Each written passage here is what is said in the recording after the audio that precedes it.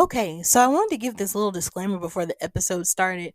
In my segment of the yearly recap, there are some stories that I did mention where I was talking about it previously in the show. That was my previously recorded news and gossipish segment, which I had to scrap because of the length of the episode. So if you hear me a couple of times say, like I mentioned earlier, please ignore that completely and just go on and listen to all of my favorite moments of the year and just relax and just know that that was a mistake that was made on the part of your girl Stephanie. I'm only human. I am not perfect. So this is just a little disclaimer telling you what's going on.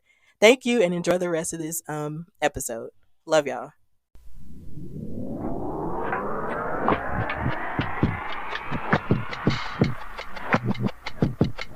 Yeah, yeah.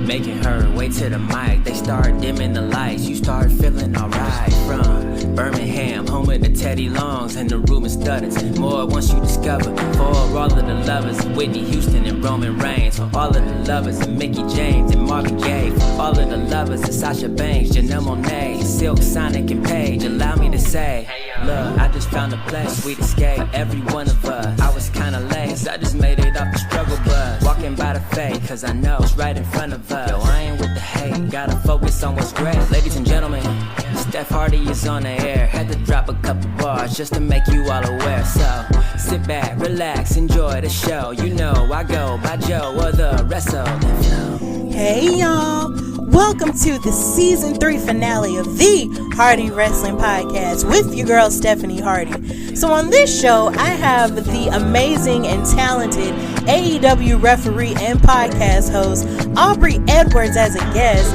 and I'm going to talk about my yearly recap where I talk about my favorite moments in wrestling from this year. And of course, right now you're listening to one of them being Josiah Williams, aka Wrestling Flow, doing this theme song. Thank you, sir.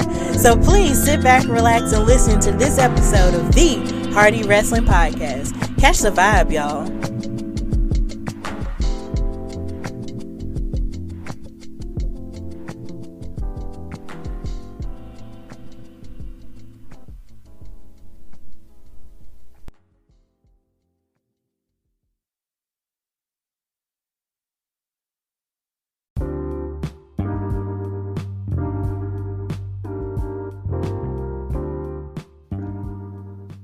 All right, so on the Hardy Wrestling Podcast, I am so happy and honored to have the awesome referee and just Jill of all trades, Aubrey Edwards, on. Like, how are you? I'm so happy to have you here. I'm doing absolutely great, and I definitely appreciate your gendered use of the word Jill of all trades. Very, very happy. Thank you. Appreciate that very much. Oh, definitely. Because, you know, it's like you can say jack of all trades, but, you know, I mean, but you're a woman, so it's best to say Jill. I like saying Jill of all trades. Let's promote the ladies as best we can, so I'm always down. Oh, definitely. So I'm going to start by asking you what I ask all of my guests on the show, and that's, when did you fall in love with wrestling? So I've told this story before, but now it's become very funny. I fell in love with wrestling when I saw CM Punk do the pipe bomb. I had only watched wrestling once before then. It was WrestleMania 27. I got together with a bunch of friends. I didn't know anything that was happening. I had to Google The Undertaker, literally know nothing at all about wrestling. And I just happened to watch the pipe bomb, which I think was like 3 months later.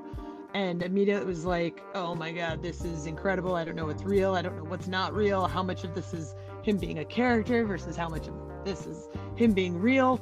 And now it's like the fact that I work with someone like CM Punk is kind of just like trippy. To me, he's still like this big celebrity, but like at the same time, he texts me and like talks crap about my hockey team. So like, this is my life, and it's wild. That's funny. It's so funny that you would say that, because I actually went to WrestleMania 27.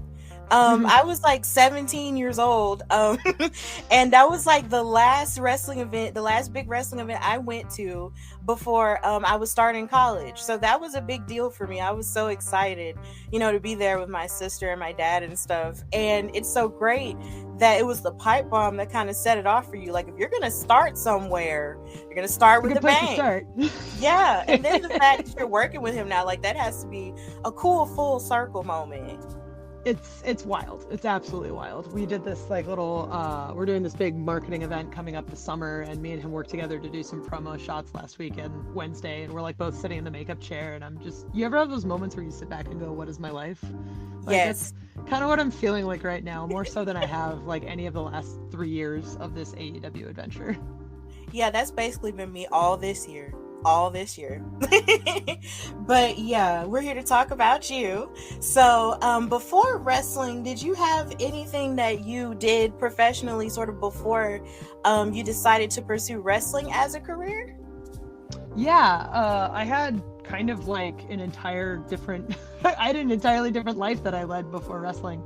I'm originally a software developer, so I worked in video games for 10, 11 years or so. I actually went to college to get my computer science degree, so I am a programmer. I'm a huge nerd.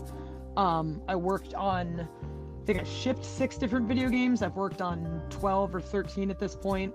I do work with AEW games, so I've kind of come full circle in that respect. But yeah, I had a full-on career and like all these other things that I was doing. And then outside of that, I was dancing classical ballet, which had been a hobby of mine since I was 9 years old. So it was sort of, I did the software development during the week and then the ballet in the evenings and on the weekend.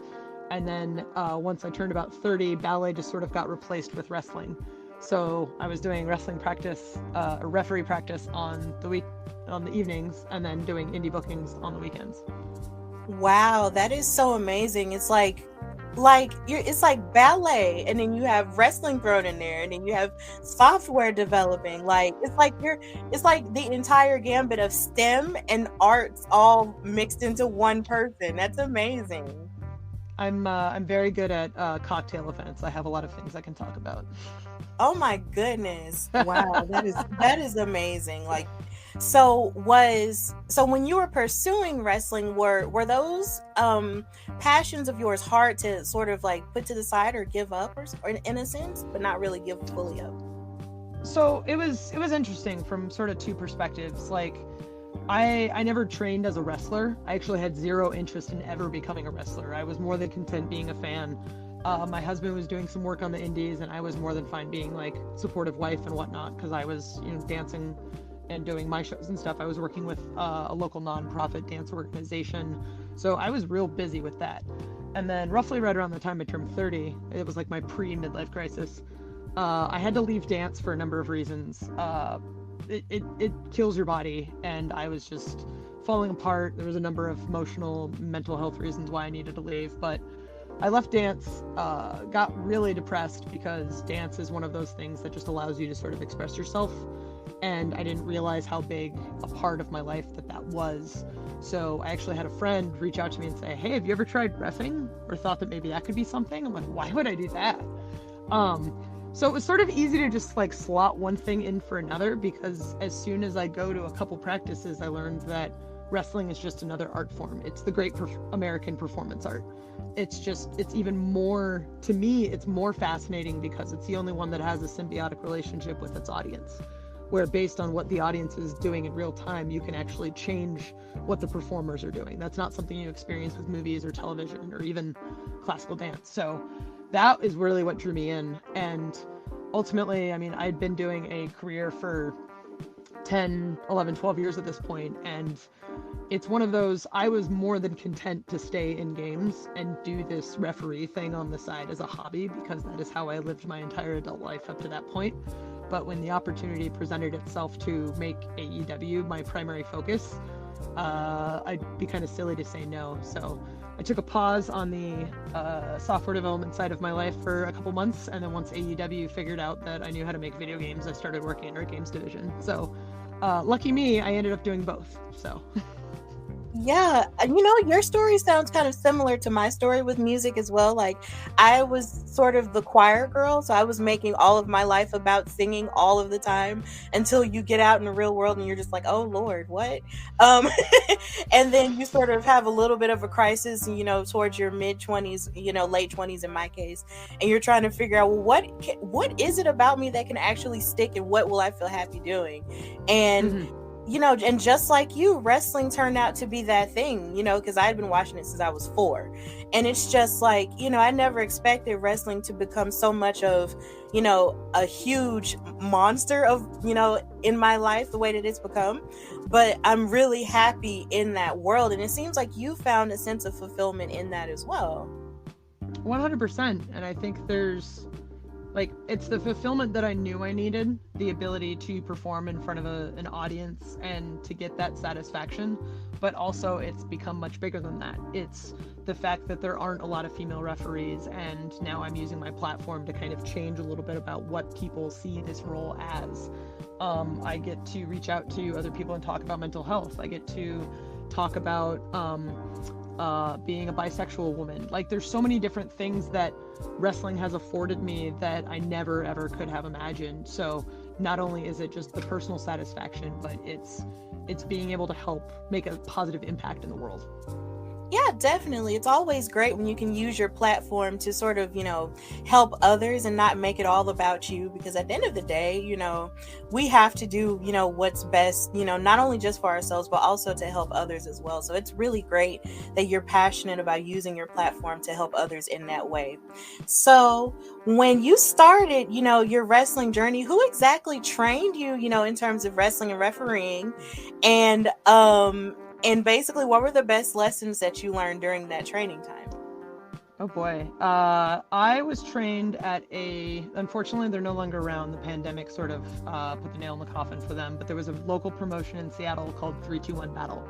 And I'd say the easiest comparison is if you took Jakara and added a lot of swearing.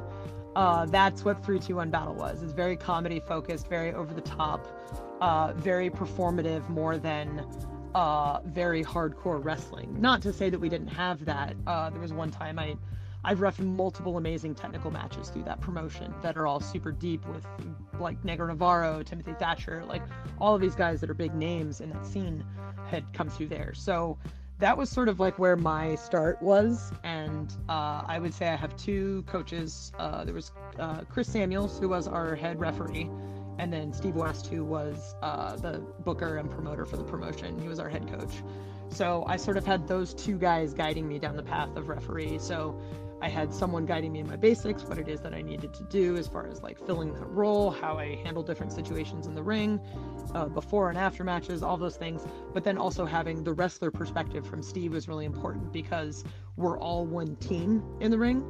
I always tell people that the referee's number one job is to tell a story, but it's never your story you're telling. It's always the wrestlers.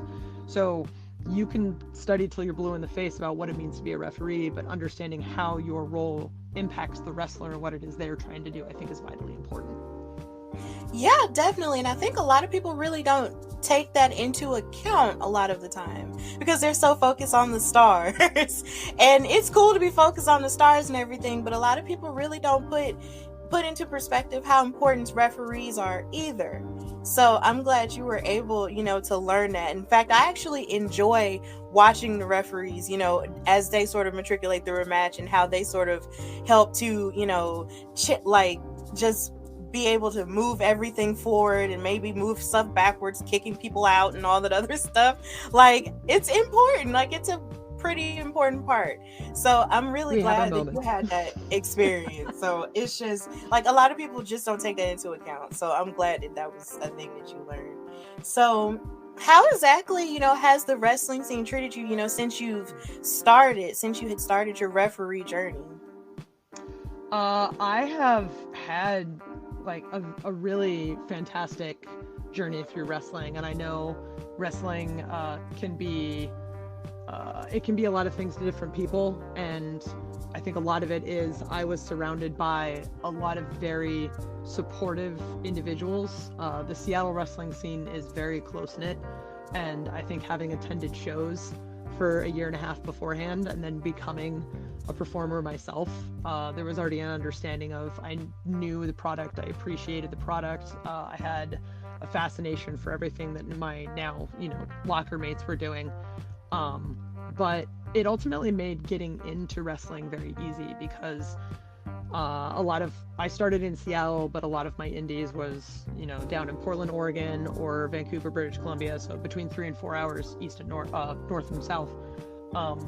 but all of us ended up working together. So it's a very great group of people who all build each other up and give each other opportunities. So if it's one of those groups that if you worked hard, you got the spot. They made sure that you had, you know, a great platform, that, oh, you're kicking ass, cool, we're going to put you in the main event at this big show. Like, it was really, really great to just be afforded those opportunities and get to work with awesome talent that was coming through. Worked a lot of big shows that, like, say, Defy ended up getting really big right around that time, and they were bringing in major talent. And I always personally feel that you become a better at anything when you work with different people and work with people who are more experienced than you. So being able to work with people who had television experience helped make me a better referee. And eventually it came down to, I ran into Frankie Kazarian at an indie right before AEW got announced, and, you know, turns out we have an excellent time working together that night. He remembers my name, and, you know, the rest is history. Gives my name to the Bucks, and then 5 months later I'm in Vegas. Cool. So it sounds like you had a really great support system, and that's really good to hear, because in some cases, depending, you know, on different people's, you know, experiences, sometimes they do have a great support system, sometimes they don't. Sometimes they feel like they have to go it alone. But in your case, it seems like you really did have people who really had your back. So that's 100%. Really, yeah, so that's really good to hear from that perspective. So would you say that you have a strong fan base? Oh boy. I would say I have a strong enough fan base that there was justification to make an action figure of me. So, which is wildly fascinating, and to this day I'm just like, the hell is it even possible? It's incredibly humbling, because rarely in, like, the last, like, I don't know, few years, like, referees' names have been said on television, and that's something that we've been doing since day one at AEW, because referees are performers just as the wrestlers are, and we want to give them the credit for what they're doing on screen and the work they're putting in the ring. So the fact that people even know who I am is kind of like, I appreciate that. But then seeing, like, the Twitter following and the Instagram following, and just seeing it completely skyrocket, I'm like, why do people care? You have always had that imposter syndrome of, like, what is it that I'm doing? Like, I literally just wear stripes and I yell at people who play fight in their underwear. Like, why do I have all this acclaim? But I think it's because in wrestling and in a lot of forms of media nowadays, people like to follow people that they believe in, and people that they see as organic and who are true to themselves. And I'm extremely appreciative that AEW has allowed me to be myself. I always say, like, I'm an actress playing a referee on TV. Like, I'm actually Brittany, and I play a character named Aubrey.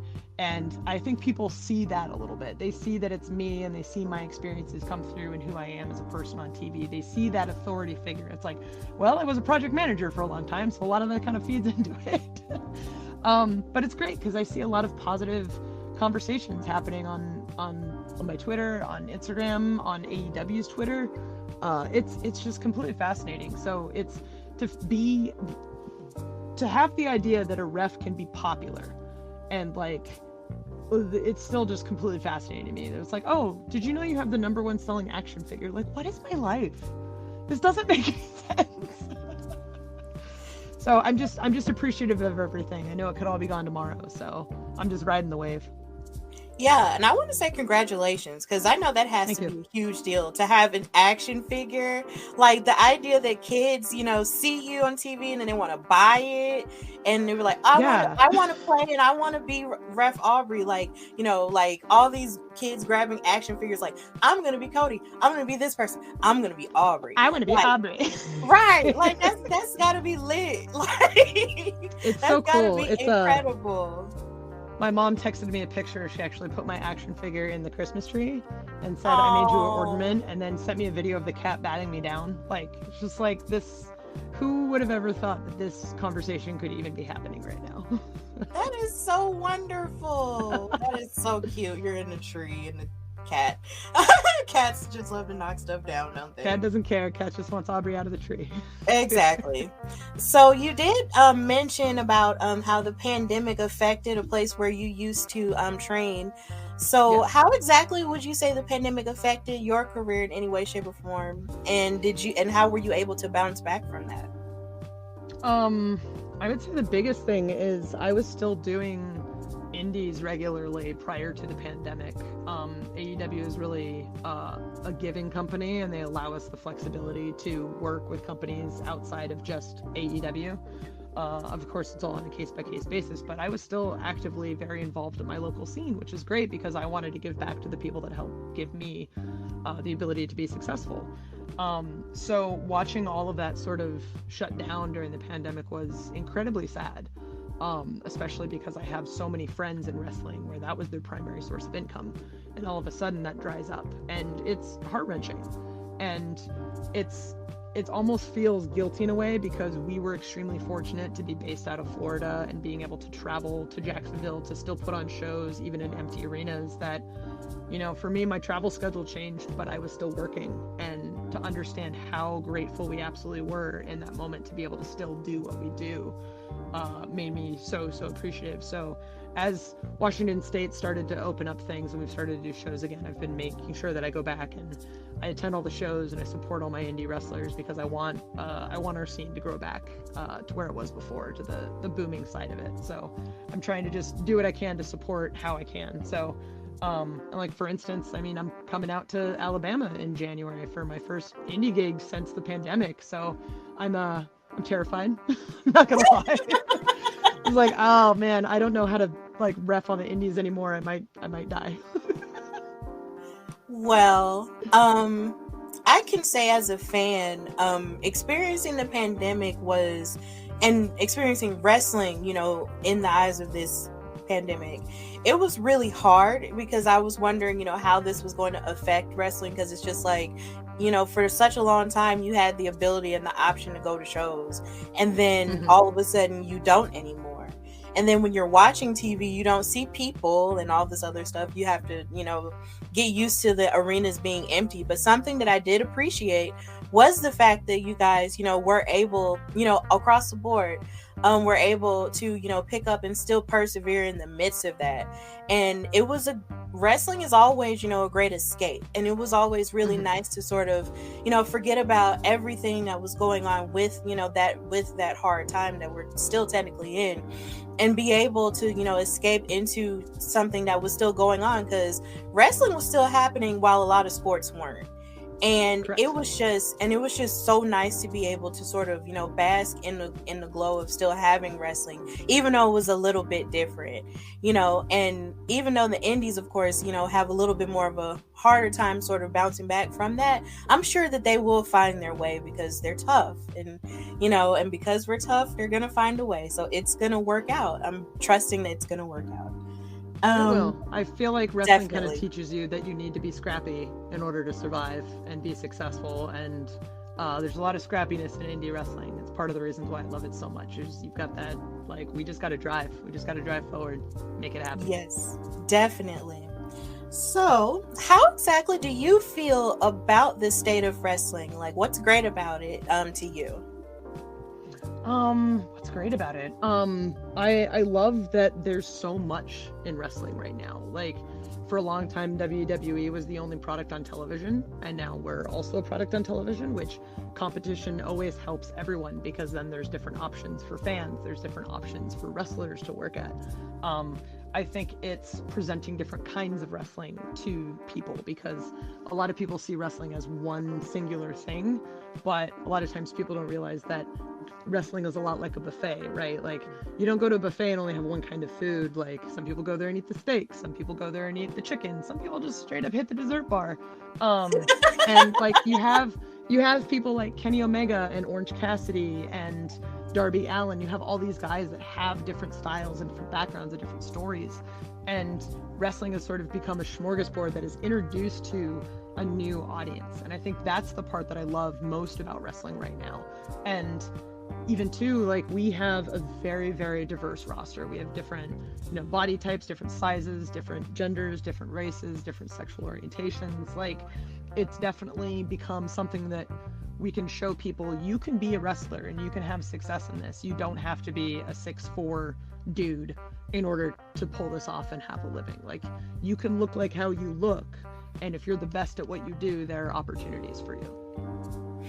Yeah, definitely. Like, it is really cool to see, that there's a lot more diversity in wrestling, in what you can watch. It is really fun. It kind of reminds me of how hectic the 90s kind of was. Even though I was a child and didn't understand, the science behind the numbers and all the ratings and stuff like that, because I was a child. WCW and both of those things, and WWE being on television, just meant that wrestling was just on, and that's all I knew.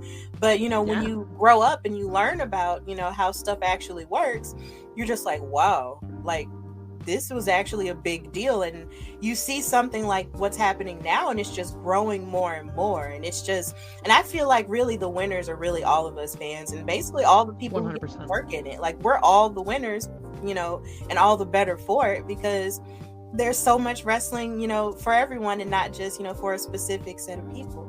So exactly. That's always the greater thing. So what is your stance on the state of women's wrestling now?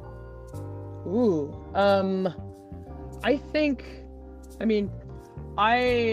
women's wrestling has come a long way since, I think if we look at, say, like the 80s or the 90s, like women are having competitive matches that are very physical. Women are main eventing shows. Women are main eventing the biggest shows of the year. In my mind, women are equal competitors to men. And I think part of that is just, I've always seen it that way. I've always been an equal to my male counterparts. So why wouldn't female wrestlers be equal to their male counterparts, right? I really appreciate that we're getting past the like novelty aspect of it. Like, I was talking to Ruby about this on my podcast, but I refed Ruby Soho versus Britt Baker at the Arthur Ashe Stadium for AEW Grand Slam. And the women main evented the biggest show in AEW history. But that was not a selling point. That was not something that was like, we're promoting this. It just happened to be a thing.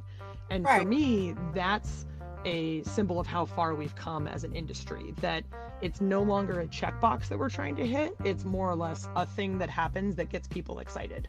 I know that, for instance, like Shida and Serena Deeb have this amazing feud going on right now, and when they first had a match announced, I remember seeing chatter on Twitter about it, and everyone was saying, I'm most excited about this match on the show. And I think that match itself did a great number that episode. So we see women themselves being the draw. We see women being in the main event, but we don't think about it as, oh, the women are doing really well. It's like, no, the wrestlers are doing really well. And I think that's really important and a good indication as far as where we've come as women's wrestling is concerned. Yeah, all of that is absolutely true. I 100% agree with that. Like, and here again, as a fan, just watching women's wrestling grow from where it has been to now, it's just been, an absolute blessing, because a part of me always wonder, when are the women going to be able to fight like the dudes? And once they did, and once, it started happening more and more and more, especially even more on a mainstream level, it's really great to witness and see, and it just lets you know that there isn't anything that you can't do. So it just makes the little girl in me very happy to see people like Ruby Soho and Dr. Britt Baker, DMD, main eventing, and it is the norm. Like, you can wake up one day and watch a wrestling show, and the women are the main event, and you don't think twice about it. Like, it's fantastic. It's like you can watch a match and see someone like you, or a Jessica Carr, or an Aja Smith, refereeing, and it's normal. And it's just so wonderful that it's getting to that point, because there's going to be a new generation of women who are going to see y'all and be like, I can do that. And that's really great. And I'm just really happy that women's wrestling is growing. Of course, there's always room for improvement in all things. But I'm really happy that it is at least growing to that aspect where it's normal for women to be out at the forefront, and it's really great. And the fact that you're a part of that evolution too, like that is, I know that has to feel amazing too. It's great. It's knowing that right now we still see reffing as this male dominated portion of the wrestling industry, and thinking about, I was actually talking to Aja about this recently, but thinking about where we're going to be 20 years from now, like, is that still going to be the perception of what reffing in wrestling is? And I don't think so. I think there's a lot of things that there's not a lot of us at this level, but what we're doing right now to sort of change the perception that when people turn on a TV and they see me reffing a match, they don't really think, well, you know, this is going to be different than, you know, the dudes because of X. It's like, no, this is going to be different because she's authoritative and because she doesn't take any guff from them. It's more about my personality than my gender. And that's the thing that's really valuable to me. Yeah. Now, I have noticed that in some of the matches that you have reffed on AEW and even in other matches, you know, sometimes the wrestlers can get a little bit tough with you. Like, not even just the fact that they yell at you or something, but even to the point to where sometimes they'll push you or shove you. Like, is that something that you're comfortable with? Because I remember the first time I saw it, I was like, wait, whoa, stop. But, like, don't do that. But is that something that you're comfortable with? Like, it's like, really? So this is like the peeling back the curtain type thing. I think it was my second indie show ever my mom went to, and I ended up getting shoved by a wrestler, and she freaked out, and she's like, how dare he do that? I'm like, mom, we talked about this, it's fine. we had this, I actually proposed it. Like, I thought I would, like, because he was a big heel and he was trying to heat, and I'm like, no, just push me, it's fine, I'm over, it's great. And like, to tell her, oh, it's predetermined, we talk about it ahead of time. Like, anytime I'm in the ring and something happens to me, it's because I've talked with my coworkers ahead of time about it. Consent is super important to me.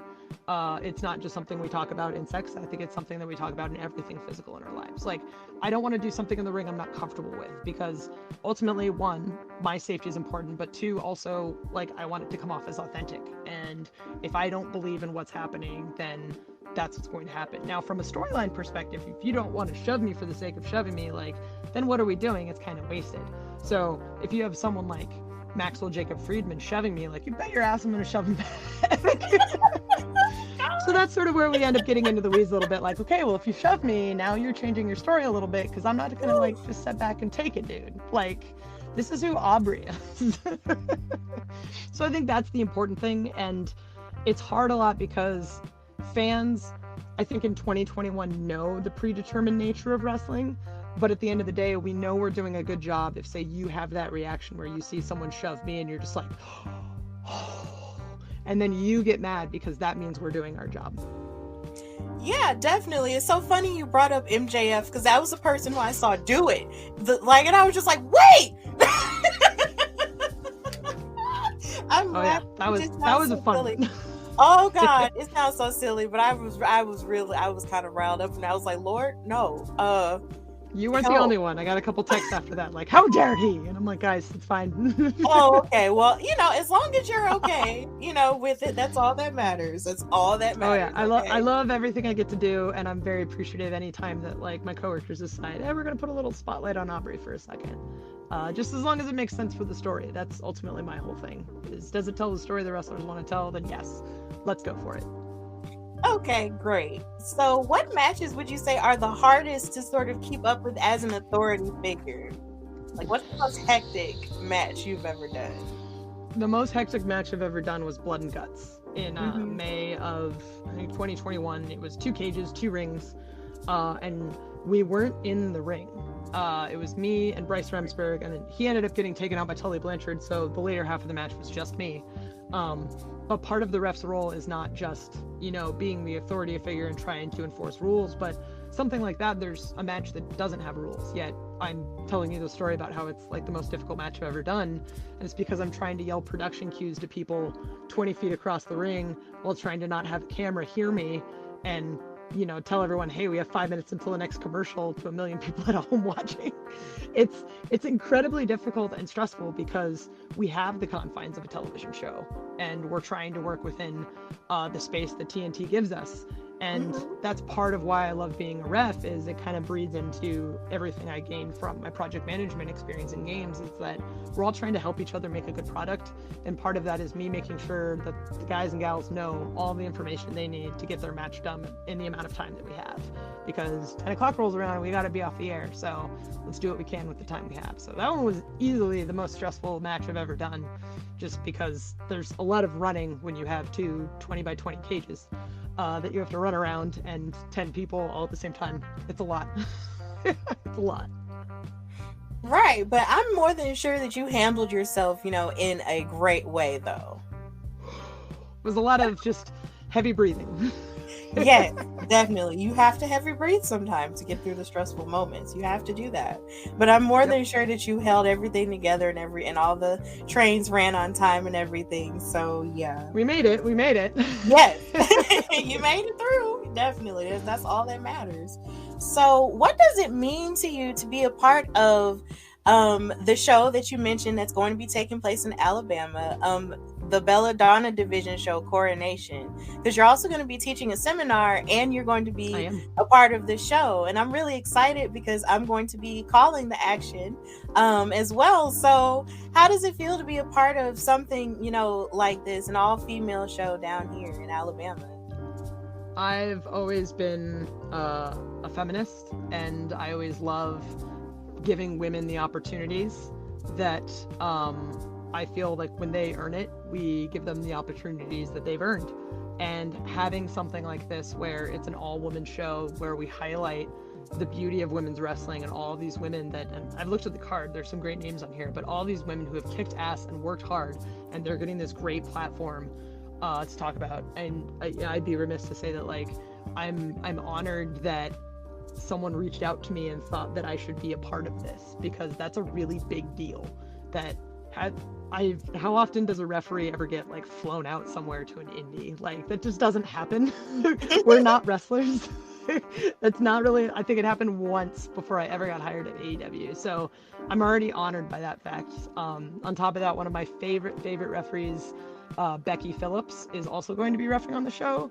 Her and I did an NXT tryout together, and she is just absolutely incredible. And so I think this is the first time I'll get to see her since we did that tryout together. So it's a little reunion. I'm the skipper to her Barbie, so people are gonna not know what to expect when we're in a room together, because we get kind of wild.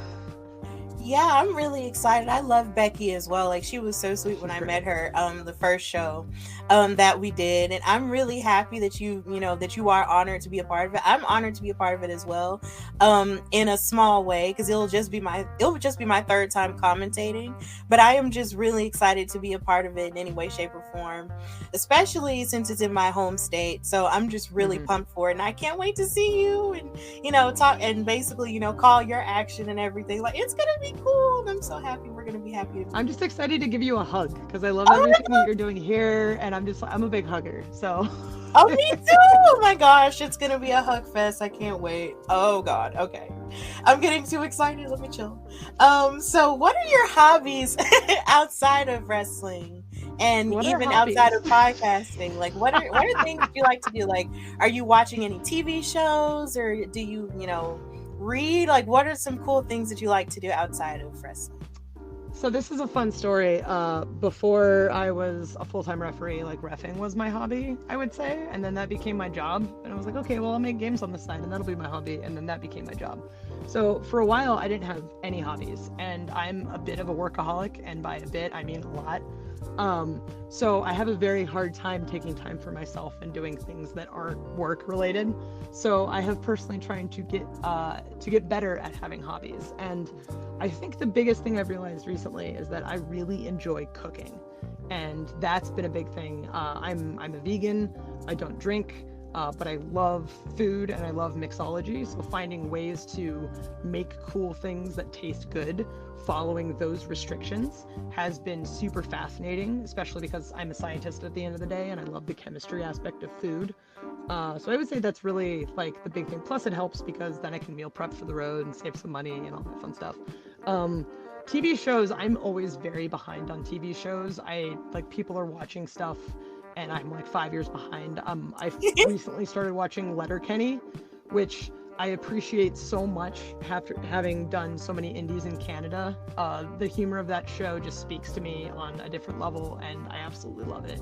And I know they have a live touring group too, so I'm hoping that eventually I can end up seeing one of their shows. But yeah, cooking and Canadian comedies. Okay, that's cool. I know in terms of me cooking, like, that's something I should do more often. I can make snacks and make lunches, but as far as like making a full-on dinner, I can't do as of yet without assistance. but I totally get that cooking can be, you know, a little bit of a relaxing thing for people. So It's yeah, therapeutic. like yeah, it can be therapeutic for people and stuff. So it's just, so I think that that's really interesting that you know, love cooking in that way, and you'll never go hungry. So that's great. Exactly. Definitely. So, what is it like to co-host a podcast? A podcast that's called AEW Unrestricted with Tony Schiavone, who's basically like an icon in the wrestling voice business. Like, what is that like? So this is really funny because I had mentioned that like I never watched wrestling as a kid. The thing that got me into it was CM Punk. So Tony Schiavone is like everyone's wrestling dad, where like he is the voice of their childhood type thing. And to me, Tony Schiavone was just a guy that we hired to do commentary. So I didn't have that like attachment to him that everyone else did.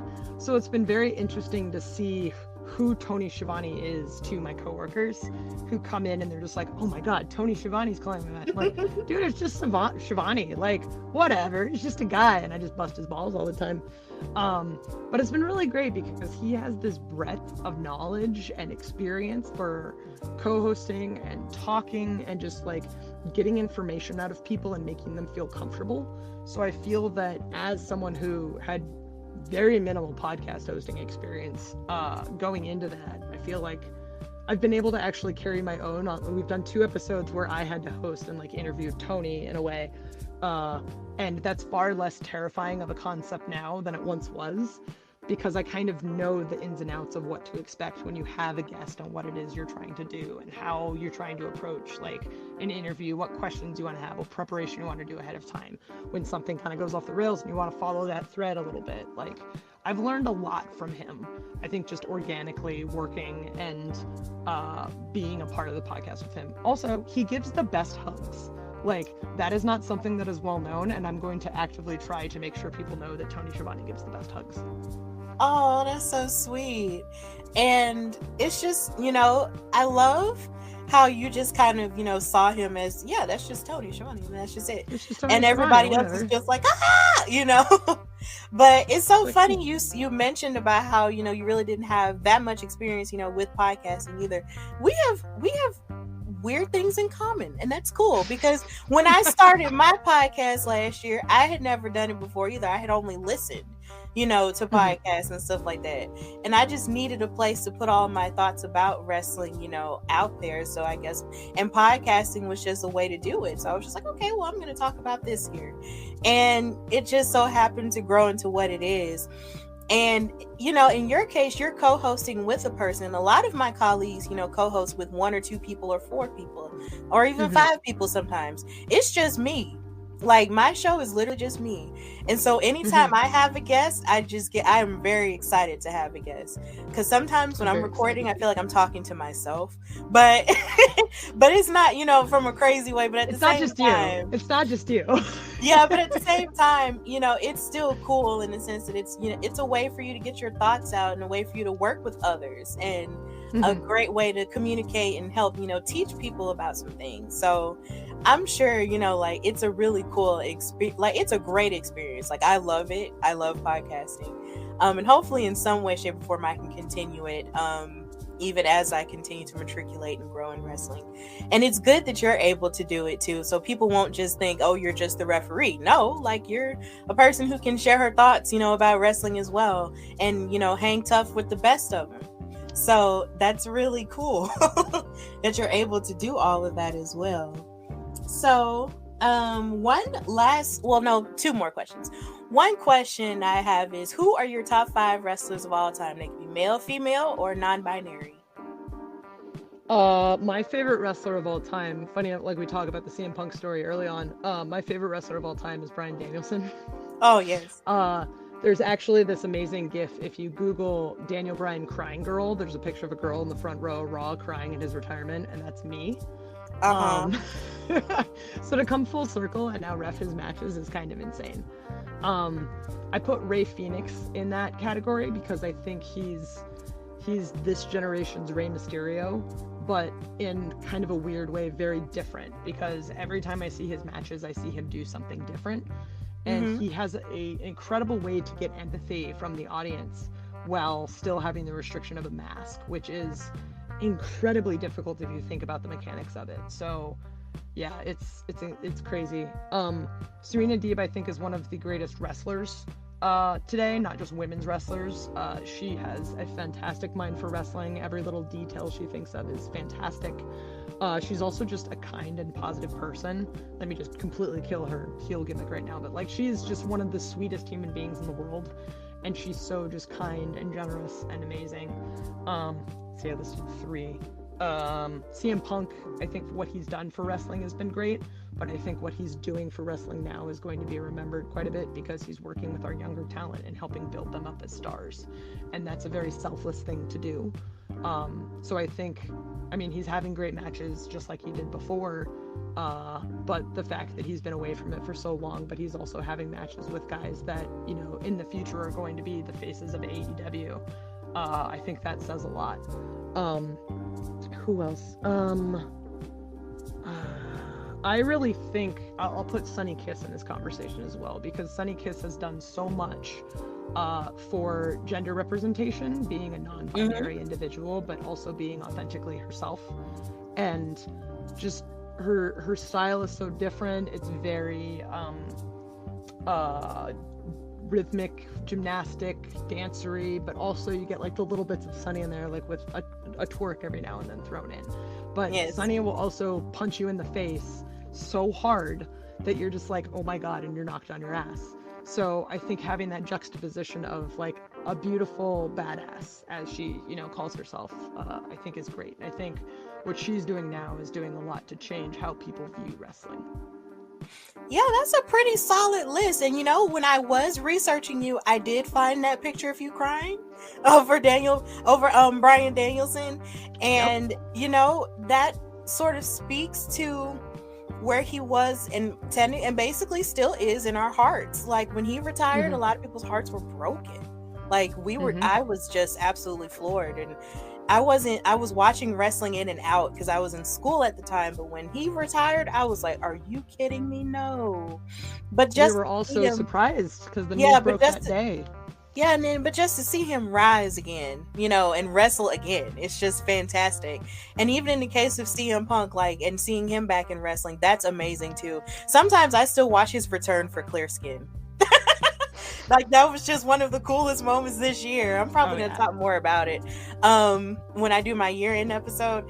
But that was one of the coolest moments this year, like, ever. I just never thought that would happen. And just the fact that he's here and and he's helping, you know, the future. Like, that's just amazing. And I'm just really pumped about that. And definitely Sonny Kiss, like, what she's able to do, you know, for representation and her ability. Like, I feel like the sky's the limit for her. So you have a really solid list there, and definitely with Ray Phoenix too. Disclaimer: it's all my coworkers, but it's okay though. It's okay though. If that's yours, then that's yours. Okay. I have a strong bias. I mean, but if it's your list, it's your list. It's okay. If you work with them, that is just fine. So, what would you say the future holds for you, Aubrey? I have no idea. I mean, 5 years ago, I had never stepped in a wrestling ring, so to think of like where we could be 5 years from now is absolutely insane. I know that what I want to do is continue to have a positive impact on wrestling. One of the things that I actively do, like you mentioned briefly, that like I'm teaching a seminar when I come out to Alabama for this the Belladonna Division show, and it's I want to share the knowledge that I have. I want to share the experiences I've had, and I want to do what I can to show people that if you want to do something and you put in the work and the right opportunity comes along, you can totally pull it off. I mean, eventually I want to ref the main event of a show where we're in a giant sold out football stadium. Like, from a like actual ref standpoint, like I think that's like the big goal that I want to hit. I have no idea when that's going to happen, but AEW has been kind of strapped to a rocket, so who knows, it might be sooner than I think. Yeah, definitely. Like, AEW is growing, and the more it grows, you know, you never know where exactly it'll go. You may be able to do that someday, but you'll definitely be to work for it, and it's definitely like in the cards for you. I totally see it. So I'm really excited about your future. I'm excited to work with you in January. Like, January is really coming up. Oh my god. But yeah, Yeah, like it's crazy. But I'm really excited to work with you in the future, and I can't wait to see what else you've got going on. Well, thank you, Aubrey, for coming on the Hardy Wrestling Podcast. Thank And you if so you much could for just, having me. This was wonderful. yeah, this was really great. And if you could tell the people where they can find you and follow you, and put yourself over and tell them what you got going on, you can do that now. You can follow me on Twitter and Instagram at Ref Aubrey. You can check out all the stuff that AEW Games is working on. I'm overseeing game development projects over there. We've got some cool stuff happening on Twitch currently, so check it out at AEW Games on Twitter. You can also listen to the AEW Unrestricted podcast, new audio episodes every Thursday, and the YouTube videos come out on Mondays. All right. Well, thank you so much for coming on the Hardy Wrestling Podcast, and I hope to see you again on here soon. You can come back if you ever want to. We'll have to make it happen one day. Yeah, definitely.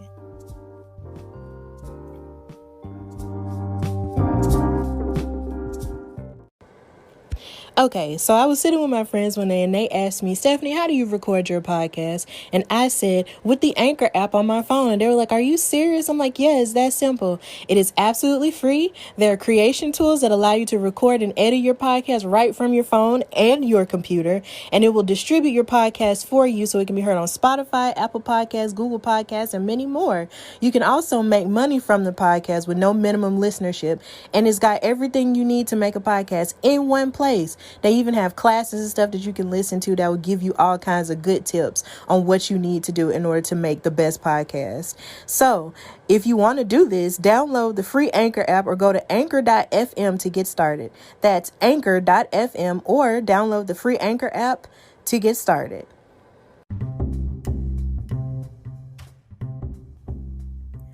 All right, so here in this segment where I would normally do my weekly recap, I'm just going to do a yearly recap of my favorite moments in wrestling this year.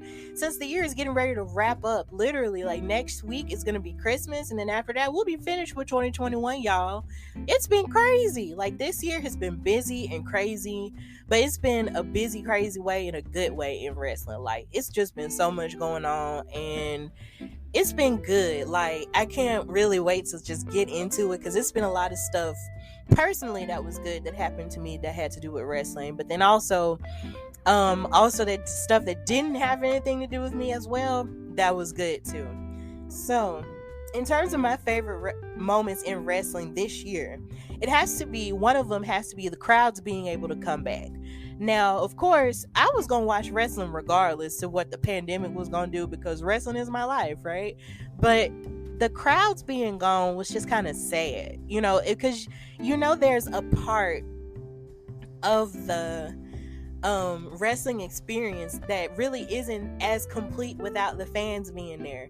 And when I watched that first episode of SmackDown where the fans came back and they welcomed them back and everything, it was really cool. And even before that, when the fans were at WrestleMania for both nights this year, that was cool too, because it was just really missing something. And so to see people back at wrestling shows, that really meant a lot to me. It was like a part of my soul was just complete from seeing people at wrestling shows. And then of course they were slowly getting back to the swing of things by going to different cities and stuff. And a part of me was wondering when they was gonna come to my city, but our arena, the BJCC, was under construction and remodeling and stuff like that, and it's finally finished. And of course they announced that we're gonna have our SmackDown show because Birmingham is a SmackDown town in March of next year, and I'm really excited about that. So to be a part of the crowd, that experience, is like bar none one of the most amazing experiences of your life, because you're really surrounded by people who love wrestling and are passionate about it just as much as you are. And then you make friends, and then you meet wrestlers outside and stuff like that. Like, that's gonna be amazing. So the idea that a lot of people were able to come back to shows and have those experiences and stuff like that, that warms my heart. It was really good to see that this year. So, and hopefully we can stay open, because this Omicron thing is trying to pop off and start some mess.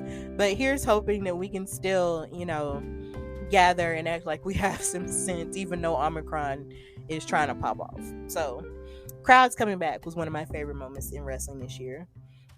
And of course, the further dominance of the New Day was two of my favorite moments this year, in the form of Big E winning the Money in the Bank briefcase earlier. Like, I was so excited to see him win the Money in the Bank briefcase. Like, there were so many people it could have gone to. It looked like it almost looked like Seth Rollins was gonna win it again, like, or maybe Drew McIntyre could try and win it or something like that. Or I was really pushing maybe for Cesaro to win it, to sort of revamp that little bit of a push that he had, earlier in the year. But nope, it was Big E's time, and it was really good that was able to happen to him, simply because, like, he had been positioned to be at the top ever since they separated him from the New Day. Of course, he's not out of the group as a whole, but they separated, the members, so Kofi and Xavier could operate more as a tag team, and Big E could be more so on his own as a solo heavyweight star. And he won the Intercontinental Championship back, and then he lost it at WrestleMania and everything to Apollo Crews. But a part of me was wondering, like, how is he gonna bounce back from this? And he bounced back from it in a cool way. He wound up winning Money in the Bank, and then, much to the chagrin of so many people who were trying to underestimate him because he's goofy, he wound up cashing in Money in the Bank on Bobby Lashley to win the title. Like, oh my god, on Monday Night Raw too. Words cannot express how happy I was for him. I did post a video of me reacting to him winning, and I was just celebrating all that week because I was just so happy for him that he had worked up to that moment. Because I remember when he used to be Dolph Ziggler's, right-hand man with AJ Lee and stuff, and he used to guard Dolph Ziggler when he was Mr. Money in the Bank. And now, to make it full circle, he was Money in the Bank, and he cashed in successfully and had his moment on Raw, and it was absolutely wonderful. And then to see Kofi and Xavier come out and celebrate with him as they do as brothers, it was just so beautiful. And then throughout the week, everybody was celebrating with him too. Even WWE changed their Twitter title on Twitter to say Big E is WWE champion in all caps. Like, that was just absolutely beautiful. Like, I was so happy for Big E, and continue to be supportive of him as well as a babyface champion. He is my love. I love him, so there's nothing that he can't do. And even with him being champion, he's gotten so many opportunities to be a hype man at football games for Iowa, where he went to school, and actually be an announcing hype man for different boxing matches and stuff like that. Like, he is making the best of the situation, and I'm so happy for him. And also, in terms of the New Day, you had Xavier Woods winning King of the Ring, which was something that he always wanted since he was a child. Like, this man can do everything under the sun. He can host game shows. He has his own channel, Up, Up, Down now. Like, there isn't anything that this man can't do. And so, and he always dreamed to be King of the Ring. Like, a lot of people get into wrestling to be the WWE champion or whatnot or whatever. He didn't want that. He just wanted to be King of the Ring. And when he got placed in the tournament and kept, vying for it and everything, he fought everybody, even people who you wouldn't necessarily expect him to win against, like Finn Balor and stuff. Like, he was able to show more of what he had to offer as an athlete, because a lot of people think of him as the mouthpiece and don't really give him a lot of credit in terms of his in-ring work. He is really a solid athlete in that ring. And so to see him go on to face all the people he faced and to win the tournament at Crown Jewel meant the world to me. And it also meant the world to me too, because he is my birthday twin and I love him so very much. So congratulations to Xavier for being King of the Ring. Even though he had to deal with some disrespect from the Usos crushing his crown and all the other stuff, he has a new crown and it's cooler. So it was beautiful, and I'm just really happy for him. And the New Day has now fully solidified themselves as the greatest faction of all time. If you want to fight me, we can fight about it, but just know I'm not going to change my mind. The New Day is the greatest faction in the entire history of time. Argue with your mama. Don't argue with me. So, also one of my favorite moments this year was Zelina Vega returning to WWE, because I loved her so very much. Y'all, if you've listened to the Hardy Wrestling podcast, I've told the story as to how when I met her at NXT 4 years ago, and she actually, well, she didn't, I didn't meet her, but she was making her entrance with Andrade, who was NXT champion at the time, and I screamed out, "I love you, Zelina," to her, and she winked at me, and so I've loved her ever since. But actually, I've loved her before that because I loved how she would, interfere on Andrade's behalf, because she has, a past history as a tag team wrestler and stuff like that.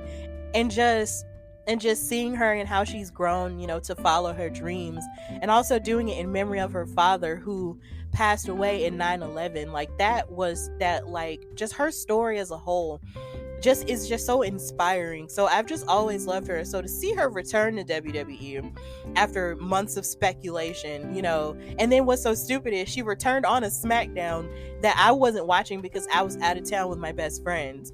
And I saw it on Twitter and I lost my mind, and my friends were like, "What's going on?" And I was just like, "This girl wrestler that I love came back," and they didn't know what was going on. It's so funny. Shout out to Felicia and Tashina, like, and Cinnamon too. Like, whenever I be talking about wrestling, they just listen to me talk about it because they know I'm passionate, but they really don't be knowing what's going on. But it's okay though, they support me, and that's all that matters. I love y'all. But Zelina returning just made me so glad because I just love her style and I just love everything about her. And then it was cool to see everybody, including myself, rally for her to get more time on television, especially after that SmackDown that came before the 20th anniversary of the 9/11 attacks. And she was in New York, and she was in a tag team match, and that match got cut for time. And a lot of people were upset about that. And she saw that and she posted what her outfit was going to look like and everything, but she wound up bouncing back from that by being a part of the first ever Queen's Crown tournament, which was the equivalent to the King of the Ring tournament. And even though that was, controversial in and of itself, because those matches didn't get the same time limits didn't get the same time as the King of the Ring matches that would go on for, say, maybe 10 to 15 minutes at a time, whereas the Queen of the Ring matches wound up going like less than a minute or maybe less than 2 minutes. She still made the best of a crazy situation and won that entire tournament, and even beat Doudrop. Like, Doudrop is a force, right? So I didn't expect her to beat her, but she actually won and became the first ever Queen's Crown winner. So now she's the Queen of the Ring, and she's taken that character to great heights. Like, she's being the obnoxious royal type who will speak with an accent like, "I'm royalty," and all this other stuff. But when she gets mad at that crowd, she goes back to her Queen's accent. Her Queen's New York accent, and then starts cussing you out in Spanish and all this other stuff. So I just love it, and I just love what she represents, for Puerto Rican representation and everything. Like, I love Zelina Vega. I'm so happy she's returned, and I'm happy that she's Queen of the Ring and now women's tag team champion with Carmella. Like, that's just cool. So yeah, I love that. And another part of wrestling that I really loved was NWA Empower. Oh my god, that makes me emotional kind of just thinking about it, because of the fact that I was there that weekend on a wing and a prayer. And I just, decided to go to be a media correspondent for Women's Wrestling Talk with TK Trinidad. Shout out to her, because she has been a huge blessing to me this year. She was my first guest on during season 3 of the Hardy Wrestling podcast, and just everything that she has done to help me grow as a media person, as a wrestling media person, like, I'm just really grateful for. And just the idea, that she was able to help me, as I was matriculating through that weekend, never having done a red carpet before, never having, interviewed wrestlers like face to face like that before. She was just really helpful with that. And just being there to experience that all-female wrestling event that was produced by Mickie James, who truly believed that an all-female wrestling event should have happened, again after WWE Evolution, even after she was told that women's wrestling wouldn't sell. Like, that weekend just felt like, that entire pay-per-view event just felt like empowerment was just in the room. Like, love was in the room, passion was in the room, like, girl power was in the room. And I was just really honored to be there at that event, to watch the wrestling that I watched, like with Camille fighting legit Layla Hirsch for the NWA World's Women's title, aka the Burke, to watch women like the Hex, Marty Bell and Allison Kay, win those tag team titles, and actually interview them and meet them. Like, that meant the world to me, because I actually saw them in the Mae Young Classic, like, so long ago. Like, that was just really amazing for me to meet them and to interview and to meet Kiara Hogan, who's rising, in her right and stuff like that. Like, and to interview Awesome Kong, like, that was just, and to meet Mickie James and interview her for Women's Wrestling Talk. Like, that was just the most amazing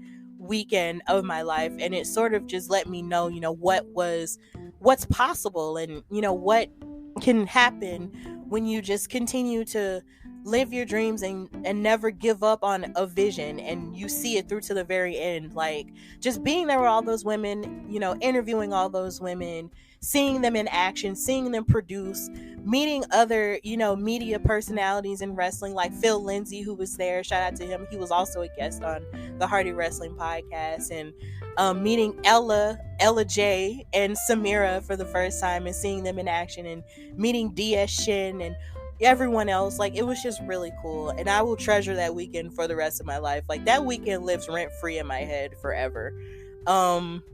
Like, the connections I made, like, it was just really good, and I'll never forget that.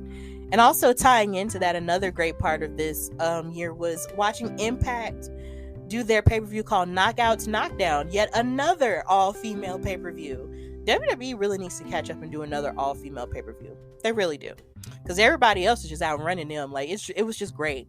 Like, seeing Impact's Knockouts Knockdown, watching that, after I came home from Comic-Con, and doing a wrestling panel with Burma Slam and Mike Lucid, like, that was so cool. And actually meeting other wrestling fans and other fans of different fandoms and stuff, who just so happen to also be wrestling fans too, that was really cool. And meeting Dr. Britt Baker, DMD, and Booker T, and saying hey to Sting, and he waved back at me. Like, that was really cool. Like, that was just amazing. Like, when watching Impact's Knockouts Knockdown was cool too. Like, they showed the induction of Awesome Kong into the Impact Hall of Fame. They paid the entire show, they paid tribute to Daphne, who we sadly lost this year. There was just so much that happened. Mercedes Martinez won the Knockouts Knockdown tournament in order to challenge for the Knockouts championship, and she would ultimately lose, but at the same time, it was still good to see her, solidify herself as a singles competitor in a new way, after having been let go by WWE. That was amazing. Another great part of wrestling this year was watching the rise of Bianca Belair.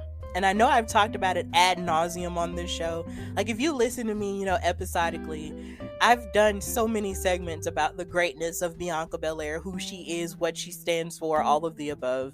But watching her rise earlier this year has just been one of the greatest honors of my life.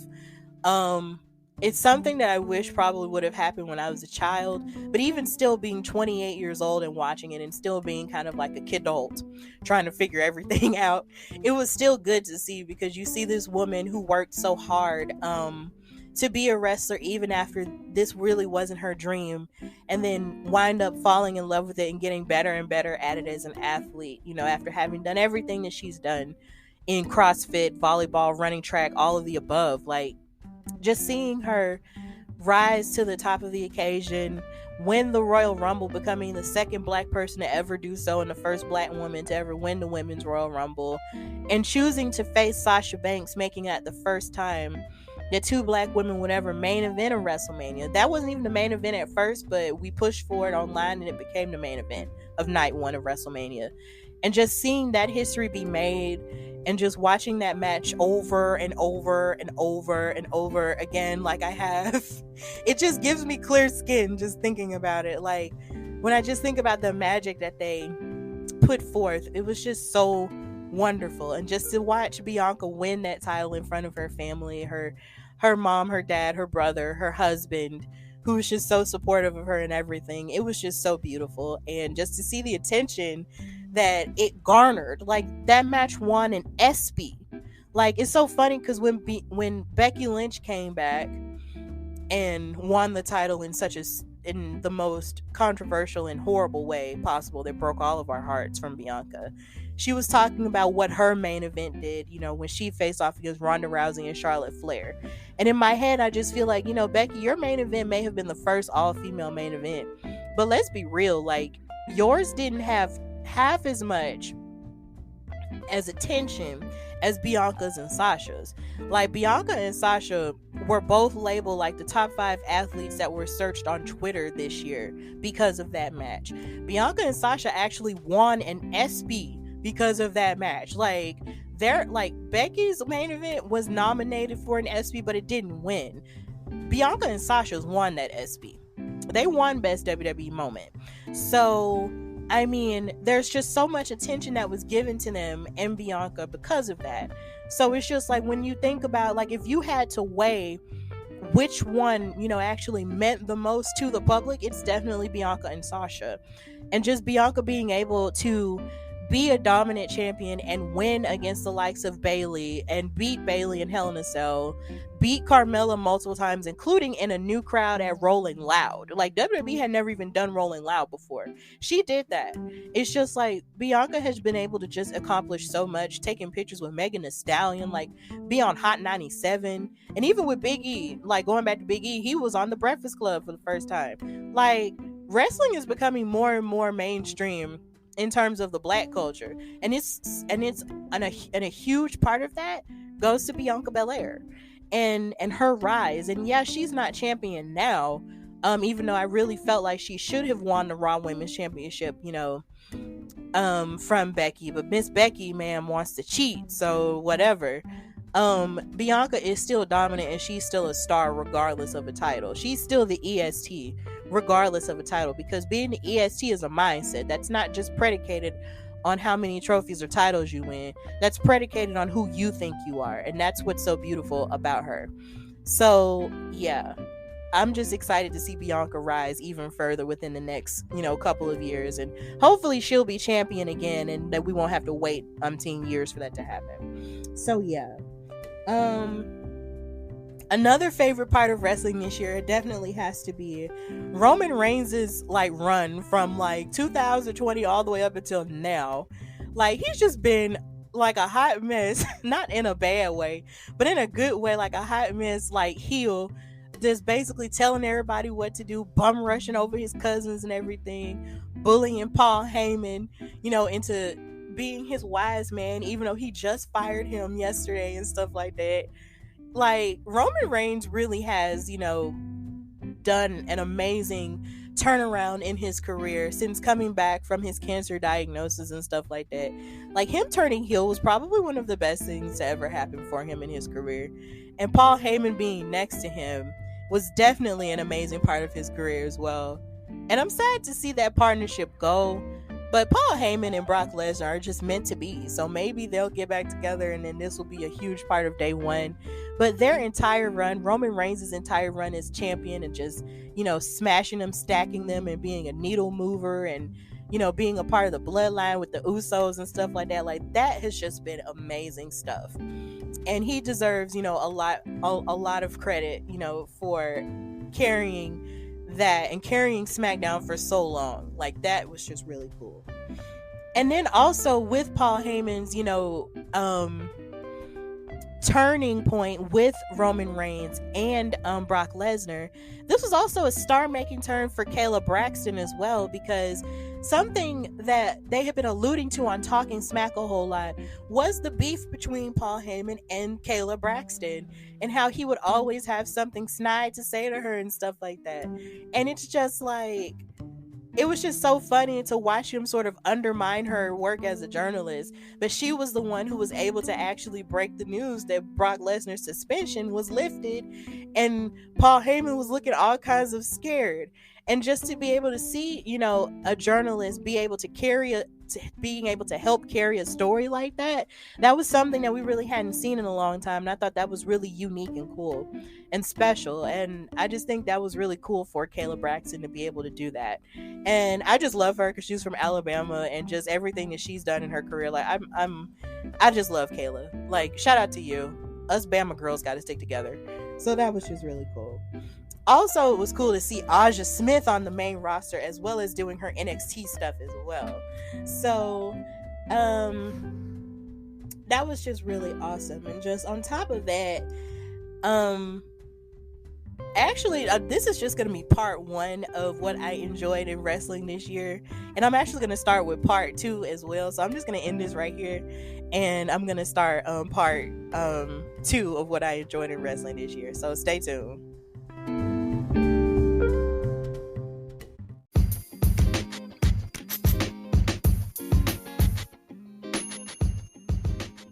Alright, so this is part two of what I enjoyed in wrestling this year. This is a yearly recap.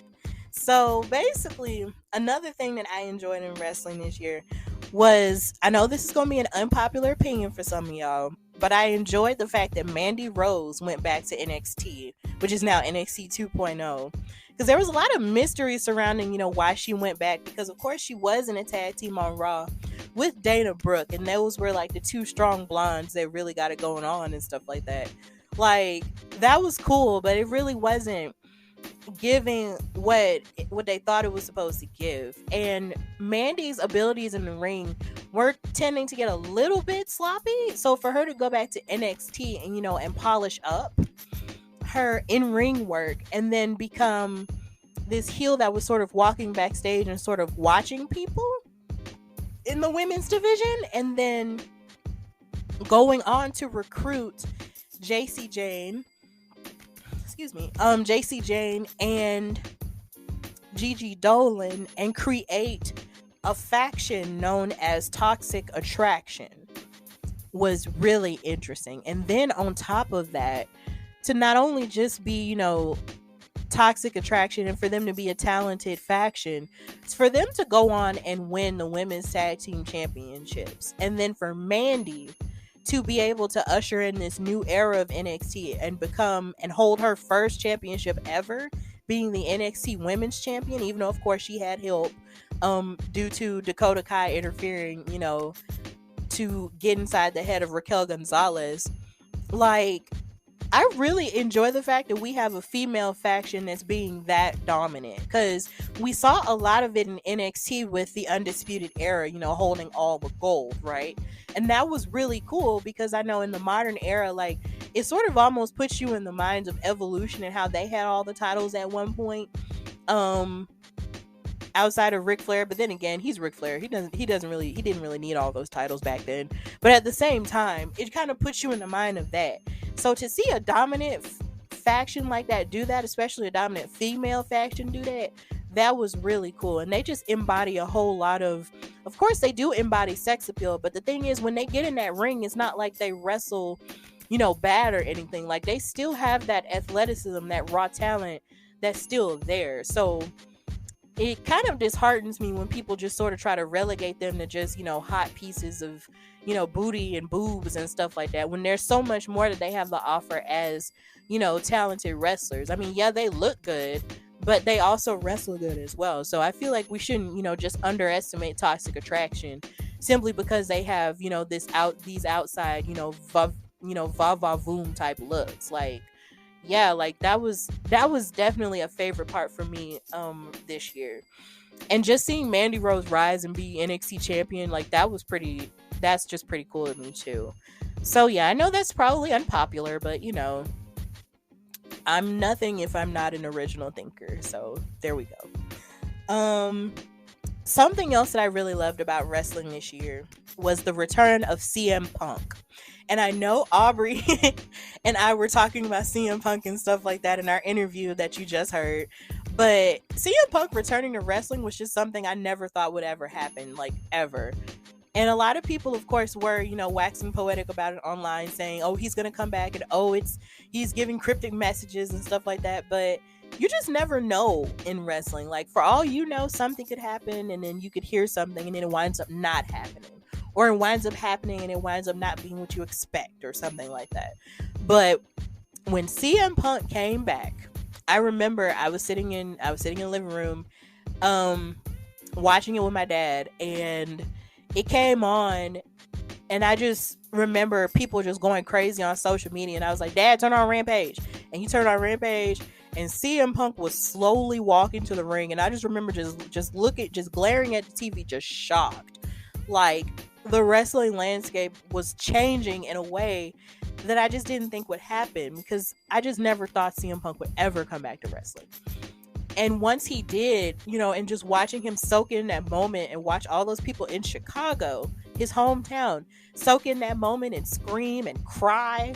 I'm not laughing at old dude who was crying. I thought that was wonderful, and it was very, a raw feeling, like it was just really good. And to see all those people with their shirts on, to see that one girl who was jumping up and down because he was there, like, that was just amazing. And just hearing him make his speech about being back, about putting over the younger guys and who have the passion that he had years ago and stuff like that. Like, it was just good to see him in a happy place to actually return to wrestling, because wrestling, was something that of course he loved, but then of course once he went to WWE, there was a lot of good stuff that happened for him, but then there was a lot of bad stuff too.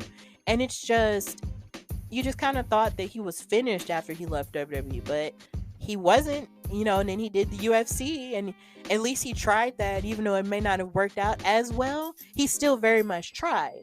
So it's just like you have him, pursuing other passions, like with comic books and movies and stuff like that. So now he's back in wrestling, and it's just amazing to see him. And also, shout out to him wearing that pro-choice t-shirt in Texas. Like, that was just so cool. Like, literally, like, if you don't, this isn't a political podcast by any means, but I do believe in a woman's right to choose. It's our body, so back off. So watching CM Punk do that and fight with the best of the best in AEW, like, that's just really cool, and I'm just really happy to see him. Also, to be able to see his wife AJ Lee, step back into wrestling as a producer / commentator for WoW Superheroes, which is set to come back. Like, that's really cool too, even though there was a lot of controversy with Tessa Blanchard being the face of the company in light of everything that she had done or been accused of in terms of her racism. Like, outside of that, AJ Lee being back in wrestling is also really cool too. And even though she left wrestling due to injuries and stuff like that, she said, you never know. But she's having fun, watching and signing these other women who are actually the future of women's wrestling. So that was really cool too. So seeing her return to wrestling was great, and seeing her husband, CM Punk, return to wrestling was great too. So here's hoping that whatever they continue to do, they continue to prosper and do good things as well. Also, another funny part of wrestling that I really enjoyed this year was Arn Anderson talking to Cody Rhodes about the Glock and splattering someone's brains. That was a lot, but it was really funny, and I just thought that was really, like, that was just an old head reaction to something bad happening to him. Like, look, if you try to rob me, baby, it's about to be on and popping. Like, I'm not gonna sit here and just let you take my stuff. I'm going to hurt you. That was just really funny, okay? Arn Anderson, we give him love all the time. Let's just continue to love on him from the wrestling community, because he's one of our OGs, and we need to show love to our OGs more. As long as they don't be like ratchet, problematic people. Let's just show love to our OGs, because let's just appreciate them for what they give us now, even continuously as they age. Because that was just really, really funny. Like, that's some behavior I expect to hear from my grandparents. Rest in peace to all of them, but seriously, that was the type of time they was on. My grandmamas were country. They would shoot. But anyway, that was just really cool. I also love the rise of Jade Cargill and seeing her continue to find her way as a wrestler, and I'm hoping that she goes on to win the TBS Women's Championship on AEW as well. Like, there's just so much that she has to offer as an athlete, and she's only going to get better from here. So it's really cool watching her rise, and also flipping off people who call her matches or the other women's matches on AEW beer breaks and bathroom breaks and stuff like that. And also shout out to her for calling out, wrestling fans who have problems with black women in wrestling. I know I was taking a break during all of that, but I saw all of that take place. And let me just say that black women in wrestling deserve as much respect as anybody else because, we're dominant, we're amazing. We represent, black women in wrestling represent women who watch the product but aren't necessarily given the best opportunities or the best time or the best credit all the time. And they represent me, they represent all of us. And if you don't respect black women in wrestling, that just means that you just don't respect black women, period. And that's just something that you need to have checked yourself. That's a personal problem. You get that fixed. But as far as we're concerned, we're going to continue to take up space regardless of what any bully or any trash person has to say about us. And that's just the truth. Wrestling deserves to reflect the world in which we live. And in the world in which we live, black women exist and take up space. And we live and we thrive in abundance. So, boom, pow, that's it. So, Jade Cargill is going to continue to rise. And that's just the meat and potatoes of it. And that's just it.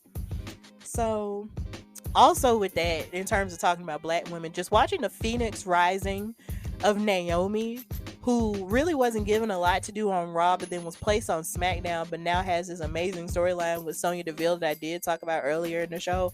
Like, it's really great to see that she's doing all of this, and there are people rallying behind her, and writing love letters to her. Of course, shout out to the people who shared that Women's Wrestling Talk editorial that was written by one of our girls at Women's Wrestling Talk. Her name is slipping my mind right now and I'm mad about it. But shout out to her for writing that love letter to Naomi, which she read and saw, because we appreciate and love her so very much because she's been tenured with the company for a long time. And even though she's only been SmackDown Women's Champion twice, we just want better for her because she is an amazing athlete. She has the attitude, she has it all. Just give her her things. Give her her things. And I can't wait to see her kick Sonya Deville's behind. I literally cannot wait for that. And there's just so much more that she has to offer. She's always going viral and giving attention to the company. So the company needs to do right by her and do better by her. The same treatment and the same pushing that they give to the types of pushing that they do for Sasha, the types of pushing that they do for Bianca, all of that would not happen if it weren't for the contributions of Naomi. So they need to give Naomi her things now before she does something and then proceeds to try to get her things from somewhere else. They need to get smart immediately. So watching Naomi rise this year was really great as well. And a couple more things in wrestling that I loved this year was Bad Bunny, and just watching wrestling, sort of tie in with rap in a way that was just really cool, that I actually feel that I sort of spoke into existence a little bit more, and a lot of people kind of saw this as well. You had, of course, Wale still being the ambassador of wrestling and rap, making songs with the Hurt Business and about the Hurt Business and stuff like that. You had Westside Gunn giving love to so many wrestlers and actually being featured on NXT television this past week. That was cool. And then you have Bad Bunny, who actually trained for 4 months at the Performance Center so he can be a tag team partner with Damian Priest, a fellow Puerto Rican wrestler. They were both together. They're both from the same town in Puerto Rico. They literally came together and became an amazing tag team at WrestleMania with The Miz and John Morrison. This dude probably had one of the best performances from a celebrity at WrestleMania that I've ever seen.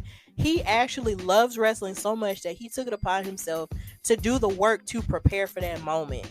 And it was so good that I wanted to see him wrestle more and more even after WrestleMania. But, he had to start and do his music career and stuff like that and do a tour and all that. And he's a very prolific musician with his song with Booker T and everything. That was just really cool to see. So I hope at some point Bad Bunny will come back and do more wrestling things, because that was just really cool. And even though there are a lot of people who didn't understand it, I still loved it very much. So, hey, If Bad Bunny decides he wants to come back to wrestling, let him come back because he did the doggone thing. Then on top of that, you had Cardi B's hit single "Up" was the theme song for SummerSlam. Like, that was really cool. Even though a lot of people were rumbling on about how she could have a match against Lacey Evans because they got into a little kerfuffle on Twitter and stuff like that. Like, that was awesome for me because that was two things that I really love: wrestling and rap music and rap personas, coming together, for wrestling. Like, wrestling is a cool thing when you really think about it. So when you combine rap with it too, like the same way they combined rock and wrestling a long time ago, like, that's amazing. Like, the sky's the limit with that. Like, do more with that. And then to see Megan Thee Stallion take a picture with Bianca Belair, like, that was really cool. And they actually showed that on television. And Corey Graves joked on Byron Saxton and asked him if he knew what a bottom feeder was. I was just like, dang. That was just really cool. So, and then you also had Bow Wow and Soulja Boy talking about how they wanted to wrestle or whatever. But they weren't really serious about it. They weren't. Because they just weren't. And yeah, it just felt like they was just doing that for clout or whatever. But at the same time, it was still fun to listen to them kind of go back and forth. So that was just really, really amazing. And then to see Bad Bunny perform on SNL with the 24/7 title and do it proudly, like, that was just really cool this year. Like, that was just amazing. So yeah, and hopefully they'll do more of that stuff in 2022 because WWE deserves all of the attention in terms of mainstream wrestling and all of the attention in terms of rapid wrestling as well. Even AEW with them having Snoop Dogg and stuff on the show and stuff like that. Like they just need more of that. More rap and wrestling needs to be on these wrestling shows. And actually, don't be afraid to go on Impact Wrestling either. Like, do stuff like that. Like, do more of that. That was cool.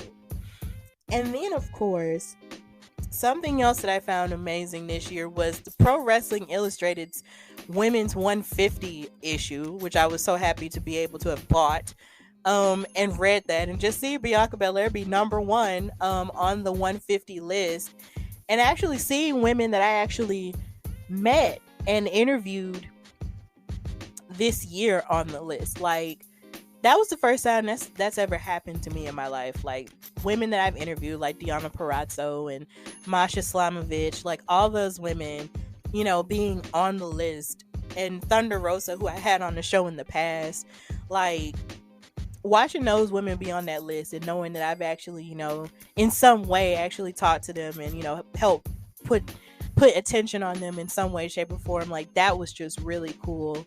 And then seeing our article that Ella J wrote about Empower, because we were both there, like, being able to read that article, that meant the world to me too. Like, just being able to say that you even know people and that you actually met and interviewed people on the women's 150 list, like, that's just something I just never thought would happen to me. So that was just really amazing. And then seeing Righteous Reg and reading his article about Jazz, who I actually had the honor and privilege of calling a match for her at the Belladonna show, the first Belladonna division show that I did earlier this year in Gaston, Alabama. Like, that was cool too. So shout out to Pro Wrestling Illustrated for an amazing women's 150 magazine that I need to frame somewhere because it's just cool. Like, I love it so much. It was really good. And if you haven't read it, please read it. Find it, buy it, read it. It's good. So now to get into the personal parts of wrestling that I really enjoyed this year was making my debut as a commentator with the Belladonna division. Like, I found out about this from Miranda Morales, who is one of my good friends in the wrestling podcasting space, and who's also a great ring announcer out in Arizona. And my podcast is also run on her and Greg DeMarco's network called the chairshotmedia.com. She told me about this opportunity to commentate, and that Casey Dillon was looking for a commentator. And I was just like, well, I've never done it before, but I guess I could try, I guess, because I actually wrote it down in my notebook one day, like maybe I could try commentary or something. And it actually manifested and happened that way. And Casey heard me and heard the podcast and wanted me to do it. And I was just like, oh my God, are you serious? And just learning how to gather information on these female wrestlers, because this is an all female promotion here in Alabama, and putting all this together and being able to interview, Casey and interview Veronica, who's also a co-owner of the Belladonna division along with Casey, and interviewing women who were a part of the show, like the Woad and Valentina Loca, and Kaylina Keene, whose third wrestling show was that first show. That was just amazing. And just being in the locker room with these women and talking to them and just, getting their information and making sure I had everything I needed to help, tell their story in the match. That meant the world to me. I had never done anything like that before. And just to be able to do something like that and to make them look good on commentary was just really cool. I watched videos of commentary, studied, the best commentators, tried to find what my voice style was, and I just did my very best. And that's all. I guess that was all I could really ask of myself, to show up and do the very best for that show and for the second show as well. And I had the best partners with me, like Scott Resner, the funeral director. Thank you so much, and I want to have you on the show at some point so we can talk about what that experience was like. Who is a constant commentator, for Spartan Wrestling in Gaston as well. Just having him help me throughout all of that, that was just really cool. He didn't have to do that, but he did, and that was just amazing. So being a part of that, just meant the world to me. And just watching these women, at the top of their game, who wrestle week in and week out all the time, that was just amazing. These are superheroes, and I'm just the girl who gets to talk about them, and it's just amazing. So that was just really cool. And then doing it for the second show, that was cool. And then hopefully, if everything goes better in my life, I'll come back for the third show and commentate for that. And for the first time, the Belladonna division will be on Fight TV, so that will be really good too. So for the second time, I'll actually be involved with a wrestling program that will be on Fight TV, because I became involved with Women's Wrestling Talk this year as well. And that was amazing too. That feels like I'm in school, because I was actually thinking about going back to school for a communications degree or a journalism degree, for a master's. But joining Women's Wrestling Talk and getting taught by Emily May and TK Trinidad is all the schooling that I would possibly need. And all the women that's on staff, Nikki, Drian, Santana, Katrina, Ayla, everyone, Ella, Samira, Queen PR of those wrestling girls, everybody, I've learned so much from them this year. And just being able to meet them and learn from them every single week, has just been one of the greatest blessings of my life.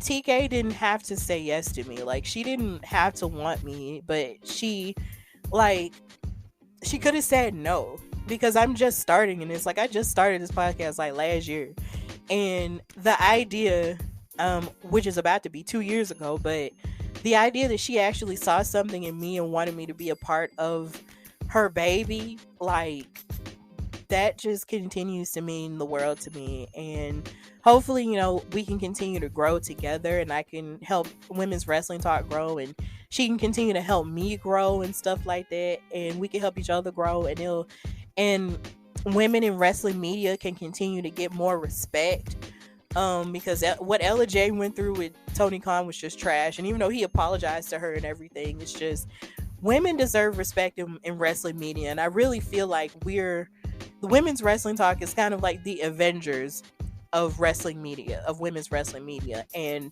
I'm just really honored and humbled to be a part of it in any way, shape, or form. So that was just beautiful.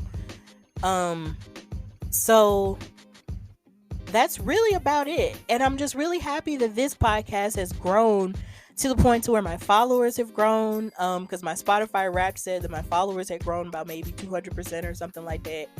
And people all over the world are listening to me, like people in the UK and Ireland and Singapore and stuff like that. And of course, people here in the US are listening to me too.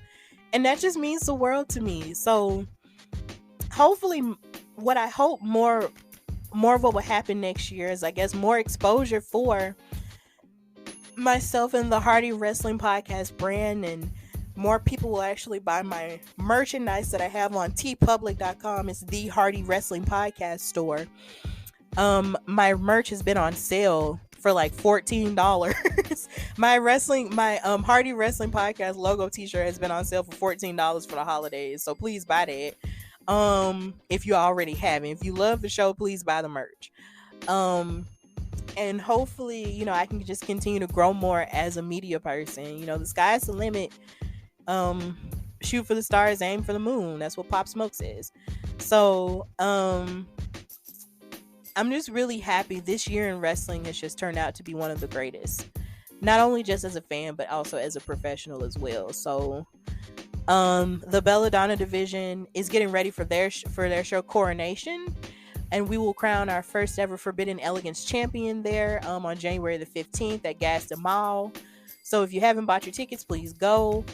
I'll be there. I'll be commentating. Aubrey Edwards will be having, who I interviewed, Aubrey Edwards will be having a referee seminar, and she'll be a part of the show as well. So please, buy your tickets and come out. Like, the future is bright over here for your girl Stephanie. And none of this would happen if it wasn't for y'all listening and supporting and stuff like that, and sharing my clips and stuff. So that's all that I loved in wrestling this year, and hopefully next year will be even greater.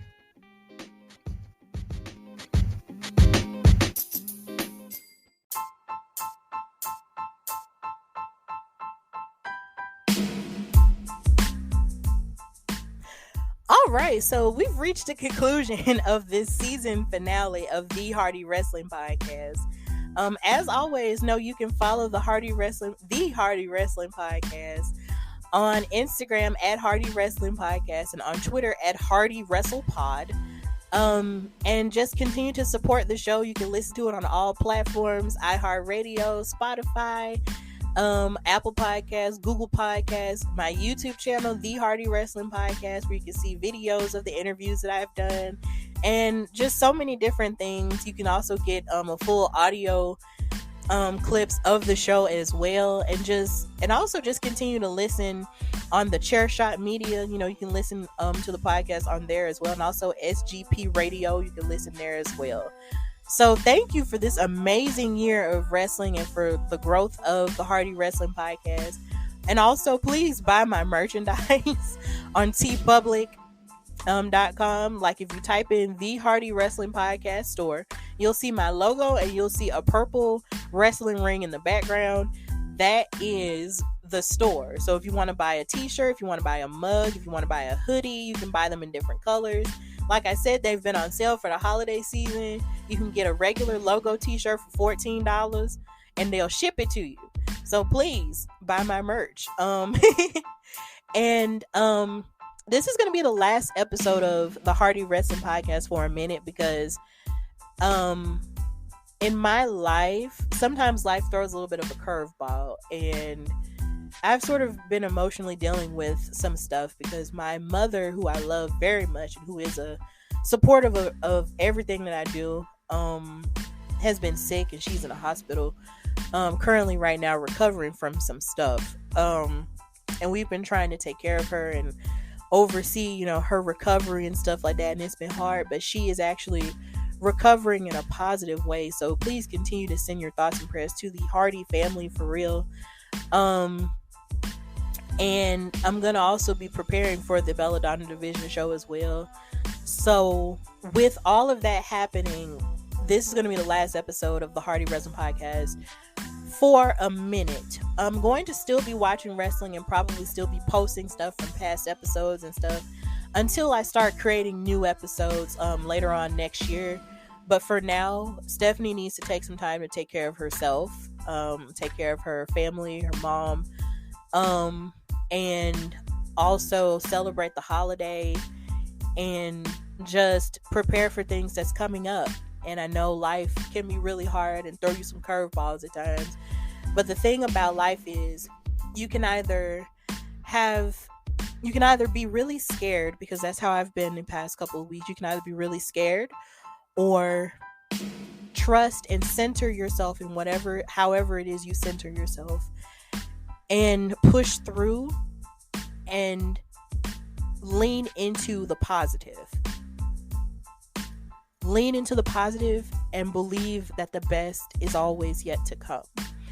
And believe that truth and light will always win, even in the darkest of the dark. So that's what I'm trying to hold on to myself now in this stage of my life, and hopefully you can hold on to that as well. And like I said, I'm going to still be watching wrestling. I'm going to still, keep up with everything, but new episodes probably won't start until maybe a little bit later, maybe later in January into February, of course, because February will be the 2-year anniversary of the show. So please continue to support the show and support wrestling as a whole, not even just the mainstream wrestling, but also the independent wrestling that's in your hometown as well. And just continue to love each other and support each other, and most importantly, love yourself and take care of yourself, because you all you got. So with that in mind, I want to thank Aubrey Edwards for coming on my show and for being a great guest on this season finale of the Hardy Wrestling Podcast, and continue to follow her and support her wherever you see her. And until next time, this is the Hardy Wrestling Podcast with your girl Stephanie Hardy. Have a great holiday, have a great new year, watch day one and relax with the fam or whatever, and bye y'all.